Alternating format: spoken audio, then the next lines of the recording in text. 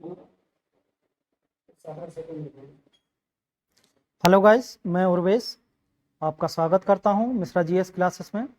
और जैसा कि हमने आपसे कमिटमेंट किया था नंबर सिस्टम का चैप्टर पढ़ाने के लिए, वैसे हम नंबर सिस्टम लेके आ गए हैं। इसमें पहला चैप्टर ही है। देखते हैं नंबर सिस्टम में नंबर्स क्या होते हैं और कैसे इनका अलग अलग बाइफरकेशन करते हैं। नंबर्स, अगर नंबर्स की बात करें तो नंबर्स हमारे टू टाइप के होते हैं। ठीक है, टू टाइप कौन कौन से होते हैं? एक तो होते हैं हमारे रियल नंबर,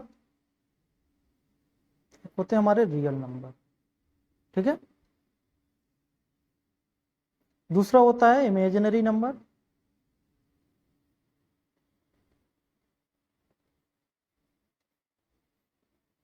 ठीक है, रियल नंबर इसके लिए बोलते हैं, हिंदी में बोलते हैं वास्तविक संख्याएं। वास्तविक संख्याएं, इसके लिए बोलते हैं काल्पनिक संख्याएं।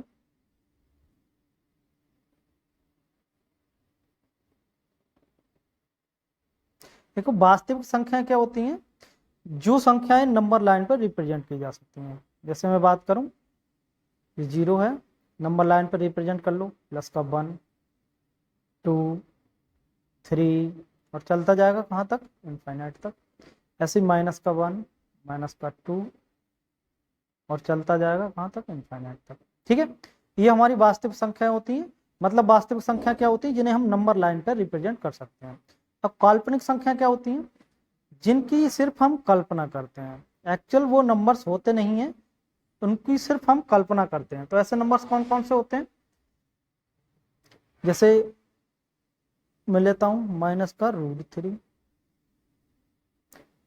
-√7। ठीक है, अब -√1 भी ले सकता हूं। ये जो -√1 है ना, ये आई के इक्वल होता है। ठीक है, और ये आपके सिलेबस का पार्ट नहीं है, तो बहुत ज्यादा यहाँ पर माथापच्ची करने की जरूरत नहीं है आपके लिए। ठीक है, आपको समझना है सिर्फ रियल नंबर। ठीक है, ये रियल नंबर आएगा आपके एग्जाम में। ठीक है, अब देख तो रियल नंबर को ही देखते हैं पहले।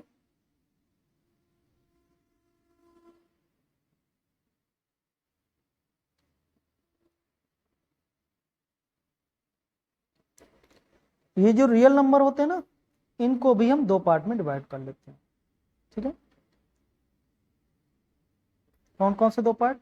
एक तो हो जाएगा हमारा इंटीजर, दूसरा हो जाएगा डेसिमल। ठीक है, इंटीजर से हिंदी में क्या बोलते हैं? पूर्णांक से बोलते हैं दशमलव। ठीक है, से दशमलव बोलते हैं। पहले देखते हैं दशमलव को ही। ये दशमलव भी फिर से हमारा, देखो पूर्णांक संख्या क्या होती है? जो पूरी पूरी संख्या हो, जैसे 1 2 3 4 5 6। ठीक है, ऐसे ही डेसिमल की हम बात करें तो डेसिमल भी हम फिर से दो पार्ट में डिवाइड कर लेते हैं। ठीक है, डेसिमल संख्याएं दो पार्ट में डिवाइड कर लेते हैं। कौन कौन सी? एक तो हो जाएगा हमारा टर्मिनेटिंग डेसिमल। टर्मिनेटिंग डेसिमल, दूसरा हो जाएगा non terminating. Non terminating decimal.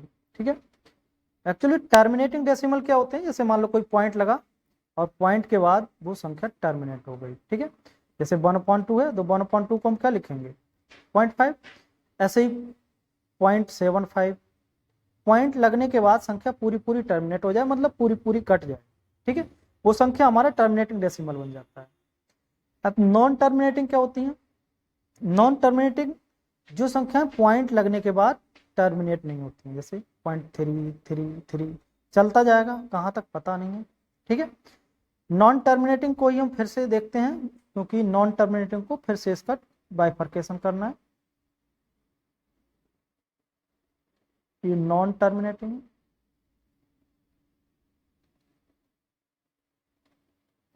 Non terminating decimal. ठीक है, नॉन टर्मिनेटिंग डेसिमल क्या होते हैं? जो पॉइंट लगने के बाद संख्या, जैसे पॉइंट लग गया, पॉइंट के बाद चलती जा रही संख्या। ठीक है, कहाँ तक जाएगी इसका कुछ पता नहीं है, तो ऐसी संख्या को हम क्या लिखते हैं? 0.3 के ऊपर बार। ऐसे ही कोई संख्या चलती जा रही है 0.25 25 25, ठीक है, इसको हम क्या लिखेंगे 0.25 के ऊपर बार। ठीक है, इन संख्याओं को भी हम दो पार्ट में डिवाइड कर सकते हैं। कौन कौन से? एक तो रिपीटिंग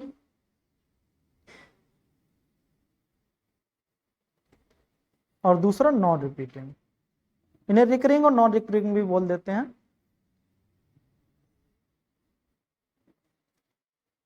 ठीक है, मतलब आवृत्ति और अनावृत्ति। ये जो रिपीटिंग डेसिमल है ना, ये वो संख्याएं होती हैं जैसे ये रिपीट हो रही हैं।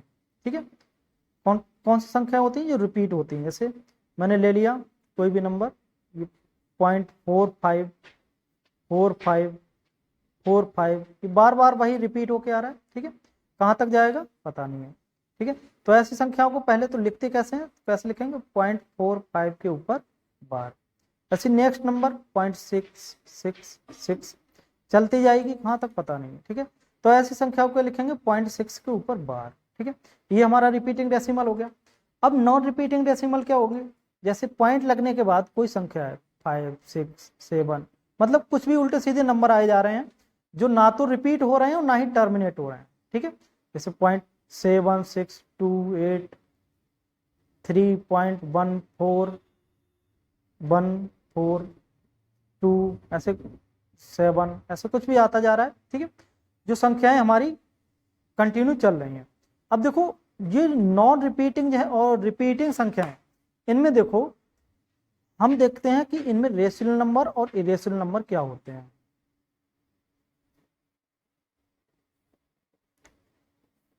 जैसे हमने यहां पर समझा रिपीटिंग डेसिमल,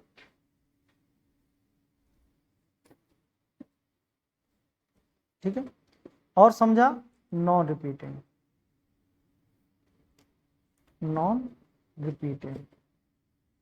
ठीक है, नॉन रिपीटिंग जो था वहां पर भी क्या चल रहा था? कुछ भी संख्याएं ऊपर खबर चल रही थी ऐसे। तो मतलब इन संख्याओं को हम P/Q फॉर्मेट में नहीं लिख सकते हैं, क्योंकि पॉइंट, अब देखो रिपीटिंग डेसिमल क्या है? 0.3333। ठीक है, अब ये 0.3, इसको 0.3 के ऊपर बार लिख लेंगे, और इस 0.3 के ऊपर बार को हम कैसे लिख लेंगे? 3/9। ठीक है, या हम इसको लिख सकते हैं 1/3। ये देखो हमारा कौन सा फॉर्मेट बन गया? P/Q फॉर्मेट बन गया। ये P/Q फॉर्मेट बन गया, मतलब जब ये P/Q फॉर्मेट बनेगा तो इसी को क्या बोलते हैं? रेशियोनल नंबर। रेशियोनल नंबर। ठीक, यहां पर क्या है? इसको हम P/Q फॉर्मेट में नहीं लिख सकते हैं। ठीक है, ये P/Q फॉर्मेट में नहीं लिखी जा सकती है, और जब P/Q फॉर्मेट में नहीं लिखी जा सकती है, इसलिए क्या बन गया? ये बन गया हमारा नॉन रिकरिंग नंबर।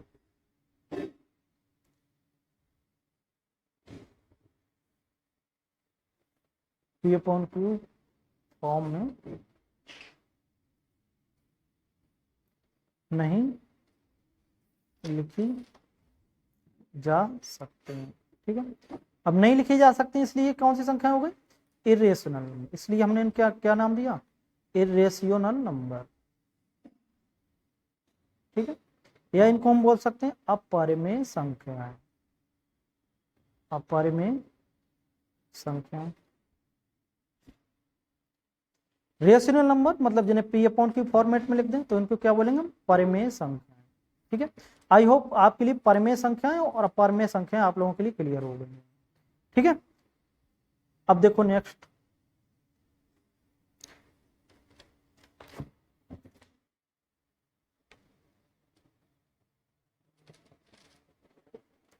ठीक है, अब हम देखते हैं इंटीजर को।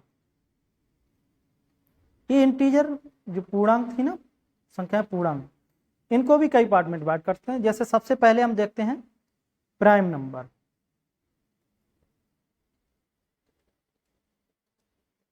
प्राइम नंबर या बोलते हैं इसको अभाज्य संख्याएं। अभाज्य संख्या क्या होती हैं?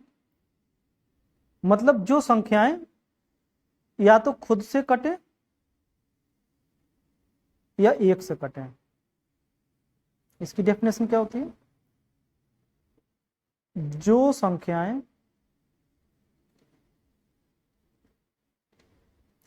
या तो खुद से कटें,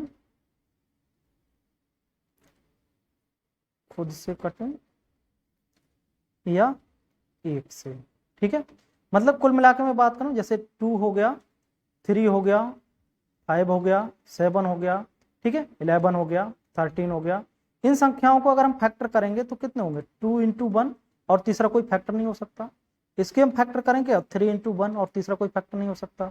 मतलब जिनके सिर्फ ओनली 2 फैक्टर हो, ओनली 2 फैक्टर। ठीक है, वैसे ऐसी संख्याएं जिनके सिर्फ 2 फैक्टर हो तो उनके लिए हम क्या बोलेंगे, प्राइम नंबर। ठीक है, प्राइम नंबर समझ में आ गया होगा। अब नेक्स्ट देखते हैं, इसके बाद आता है कंपोजिट नंबर।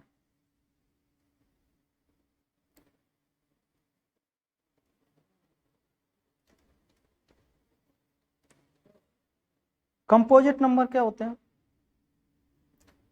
या इसको हम बोल देते हैं भाज्य संख्याएं। ठीक है,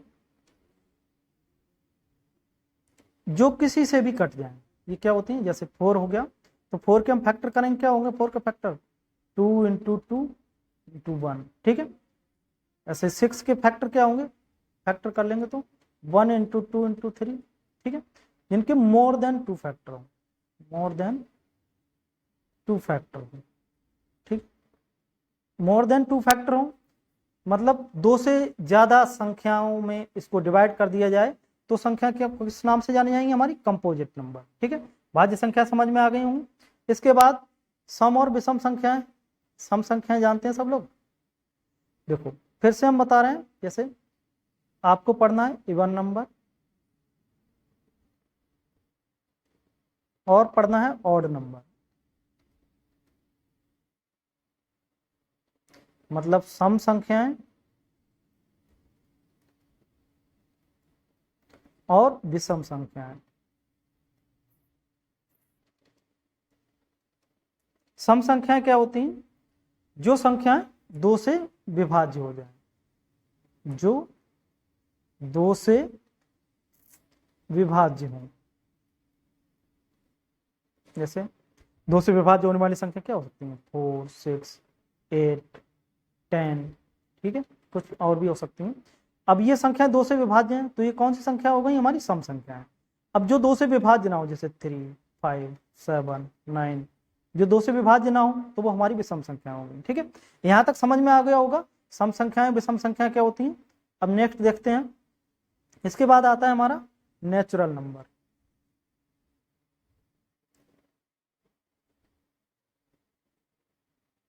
नेचुरल नंबर सब लोग जानते ही होंगे। नेचुरल नंबर क्या होते हैं, जो संख्याएं 1 से शुरू होती हैं और चलती चली जाती हैं पता नहीं कहां तक। ठीक है, ये नेचुरल नंबर है। अगर यहीं पर हम बात करें, इनके लिए बोलते हैं प्राकृतिक संख्याएं।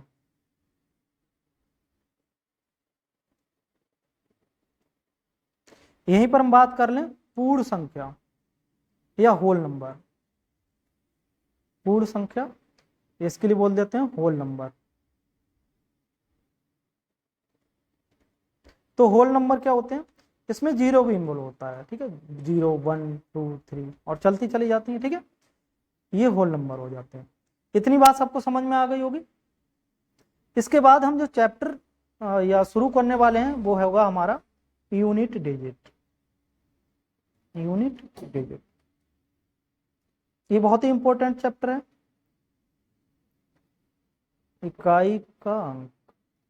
ठीक है, इकाई का अंक, जैसे इकाई का अंक क्या होता है, जैसे अगर मैं यहाँ पर एक संख्या लूँ 25 इंटू 47, मैं आपसे बोलूँ इसको गुणा करने पर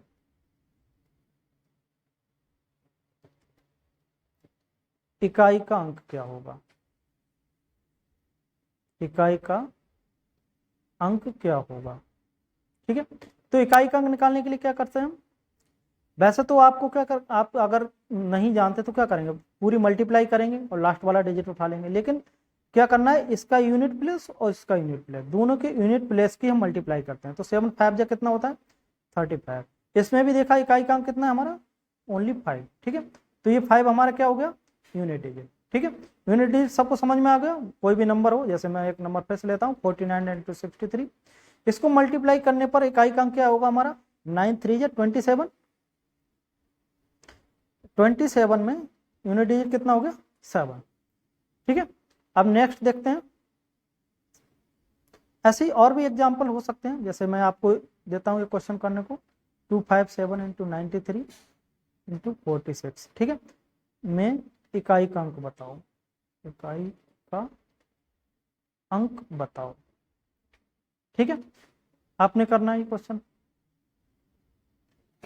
अब देखो, ये तो बात थी बहुत छोटे छोटे क्वेश्चन, जब बहुत छोटे लेवल का एग्जाम आएगा तब ऐसे क्वेश्चन बनेंगे। कभी कभी एग्जाम में ऐसा पूछ लेगा आपसे कि 2 की पावर 15 में इकाई का अंक बताओ, अंक बताओ। अब इसमें इकाई का अंक कैसे बताएंगे, जैसे ये 2 की पावर 15 है, 2 की पावर पहले 1 को लेते हैं, 2 की पावर 1, इसमें इकाई का अंक कितना हो गया 2। ऐसे 2 की पावर अगर 2 को लेंगे तो इकाई का अंक कितना हो जाएगा 4। कैसे हो जाएगा, तो 2 की पावर 2 को 2 बार 2 टाइम लिखेंगे। ऐसे 2 की पावर 3 को लेंगे तो क्या हो जाएगा 2 इंटू 2 इंटू 2, मतलब इकाई का अंक कितना हो जाएगा हमारा 8। ऐसे 2 की पावर 4 को लेंगे, ठीक है, तो कितना होगा 2 इंटू 2 इंटू 2 इंटू 2, मतलब 16, इकाई का अंक कितना हो गया 6। ऐसे 2 की पावर जब 5 को लेंगे तो इकाई का अंक फिर से आ जाएगा 2। 2 की पावर 6 को लेंगे तो इकाई का अंक फिर से आ जाएगा 4। ठीक है, ऐसे 2 की पावर 7 को लेंगे तो कितना आ जाएगा इकाई का अंक 8 आ जाएगा। 2 की पावर 8 को लेंगे फिर से तो इकाई का अंक कितना आ जाएगा 6। मतलब हर 4 पेयर के बाद पावर रिपीट होना शुरू हो जाती है। देखो 2 यहाँ था, यहाँ पर भी 2 आ गया, 4 यहाँ पर था, यहाँ पर भी 4 आ गया, यहाँ पर 8 था, यहाँ पर भी 8 आ गया, यहाँ पर 6 था, यहाँ पर भी 6 आ गया। ठीक है, मतलब हर 4 पेयर के बाद पावर का रिपीट होना निश्चित है। ठीक है, अब क्वेश्चन था हमारा कि 2 की पावर 15 में इकाई का अंक क्या होगा। तो 2 की पावर 15 है, मैं इसको पेयर बना के कैसे निकाल सकता हूँ, 2 की पावर 15 को लिख सकता हूँ मैं 4 प्लस 4 प्लस 4, ठीक है, प्लस 3, 4 3 12 प्लस 3, मतलब अब ये पेयर है ना, ये इनको निकाल दो तो कितना बचेगा 2 की पावर 3। 2 की पावर 3 को कैसे लिखेंगे 2 इंटू 2 इंटू 2, ठीक है, कितना हो जाएगा 8। यही हमारा इकाई का अंक होगा। ये तो क्वेश्चन बहुत छोटा था। अब नेक्स्ट क्वेश्चन देखते हैं। जैसे मान लो अगर आपके पास क्वेश्चन आ गया 2 की पावर 27, तो कैसे करना है, इसका सिंपल सा फंडा रहेगा। ये जो 27 है ना, इसको 4 के पेयर में हम निकालते हैं, यहाँ 4 से डिवाइड करना है आपके लिए। ठीक है, 4 से डिवाइड करेंगे तो 4 6 या 24, रिमाइंडर कितना आ गया 3। ये जो रिमाइंडर हमारा बचता है ना, इसी को हम पावर के रूप में लिख लेते हैं। 2 की पावर 7 है, इसमें रिमाइंडर कितना बचा 2 की पावर 3। 2 की पावर 3 को कैसे लिख सकते हैं 2 इंटू 2 इंटू 2, मतलब 8। ये 8 हमारा इकाई का अंक हो गया। अब कोई सा भी कितना भी बड़ा नंबर हो बहुत आसानी से निकाल सकते हैं, और आप भी निकाल सकते हैं। जैसे मैं बोलूँ 2 की पावर 102 में इकाई का अंक बताओ, इकाई का अंक बताओ। ठीक है, कैसे निकालना है आपने 2 की पावर 102, ये जो 102 है ना, इसमें 4 से डिवाइड करेंगे, 4 2 जा 8, 2 उतार लिया, 4 5 जा 20। ठीक है, ये 2 हमारा रिमाइंडर आ गया। ठीक है, ये जो 2 हमारा रिमाइंडर आ गया उसी को पावर के रूप में लिख लेते हैं। कैसे लिखेंगे 2 इंटू 2, मतलब 2 की पावर यहाँ पे यूनिट डिजिट कितना आ गया 2। यही हमारा आंसर होगा। अब देखो, ये जरूरी नहीं है कि सिर्फ 2 की बात हो, 3 हो 4 हो 6 हो, कुछ भी हो। अब मान लो 3 की पावर यहाँ पे ले लिया मैंने 17, ठीक है, 3 की पावर 17, इसमें मैंने बोला कि इकाई का अंक बताओ, तो आपने बताना इकाई का अंक कितना होगा। बता सकते हैं आसानी से, 3 की पावर 17 है, इसमें इकाई का अंक क्या होगा, ये 17 है ना, ये 17, इसको 4 से डिवाइड करना है आपको, 4 4 जा 16, रिमाइंडर बना गया। ये जो रिमाइंडर बनाया ना, इसी को पावर के रूप में लिख लो, 3 की पावर 1, और 3 की पावर 1 कितना होता है 3। ये हमारा आंसर हो गया। ठीक है, अब कोई सा भी नंबर हो सकता है, ये जरूरी नहीं है 2 और 3 हो, वो नंबर लास्ट डिजिट हमारा कितना भी हो सकता है। जैसे अब आप सीख गए तो मैं एक नंबर लेता हूँ 73 की पावर 73 में इकाई का अंक बताओ, इकाई का अंक बताओ। इकाई अंक बताना आपके लिए। सॉल्व करना है, कैसे सॉल्व करना है, देखो हमारे लिए मतलब किससे है, ओनली इकाई अंक से, 3 से। ये 7 लिखा है, आगे और भी कुछ लिखा होता तो उससे मुझे कोई मतलब नहीं था, मुझे मतलब सिर्फ यूनिट डिजिट से। तो क्या करना है, हमको इकाई अंक चाहिए, हम लिख सकते हैं इसको 3 की पावर 73, क्योंकि मुझे इकाई के अंक से मतलब है। और 73 को हम वही प्रोसीजर अपनाएंगे, 73 को 4 से डिवाइड कर लेंगे, कितना हो जाएगा, 4 बन जा 4, ये जो 3 बचा और 3 उतार लिया, 4 8 जा 32, रिमाइंडर 1 बचा। ठीक है, ये जो 1 रिमाइंडर बचा ना, इसको हम लिख सकते हैं 3 की पावर 1। 3 की पावर 1 में इकाई अंक कितना हो जाएगा, 3, यही हमारा आंसर हो जाएगा। ठीक है, यहाँ तक बात सबको क्लियर हो गई होगी। अब क्वेश्चन एग्जाम में कैसे बनता है, एग्जाम हॉल का क्वेश्चन एक उठा लेते हैं, जैसे 243 की पावर 11 इंटू 963 की पावर 47 इंटू 298 की पावर 5। ये एग्जाम का क्वेश्चन है। ठीक है, ये एग्जाम का क्वेश्चन है, इसमें आपको इकाई का अंक बताना है, इकाई का अंक बताओ। ठीक है, सॉल्व करें सभी बच्चे, कैसे करेंगे देखो मैं करता हूं। ये मेरे लिए क्या चाहिए, इकाई का अंक चाहिए, है ना, इकाई का अंक चाहिए। तो इकाई का अंक के लिए क्या करेंगे, ये जो 3 है ना, ये जो 3 है, इस हमको तो केवल 3 से मतलब 3 की पावर 11 ऐसे लिख सकते हैं, यहाँ 3 की पावर 47 लिख सकते हैं, और ये 8 की पावर 5। ये जो पावर है ना, पावर में हम क्या काम कर सकते थे, 4 से डिवाइड करते थे, रिमाइंडर लिखते थे। अगर 11 को हम 4 से डिवाइड करेंगे तो रिमाइंडर बचेगा हमारा 4 दूनी 8, 3 बचेगा। तो ऐसे इसको डिवाइड करेंगे तो 3 की पावर 3 यहाँ पर भी बचेगा, और यहाँ पर 8 की पावर 1 बचेगा। अब ये कितना होता है, 3 की पावर 3 27, 27 इंटू 27 इंटू 8, 7 और 7 की मल्टीप्लाई कितनी होती है 49 का 9 ले लिया हमने, और 9 9 8 या 72, 72 में इकाई का अंक कितना आ गया 2। ठीक है, यहाँ तो क्वेश्चन समझ में आ गया होगा। अब देखो नेक्स्ट क्वेश्चन हम देखते हैं, एग्जाम ओरिएंटेड क्वेश्चन देखते हैं आप, और ये क्वेश्चन आपको करना है, जिसमें लिख दे रहा हूँ 3 5 6 की होल पावर 41 इंटू 93 की पावर 93 में इकाई का अंक बताओ।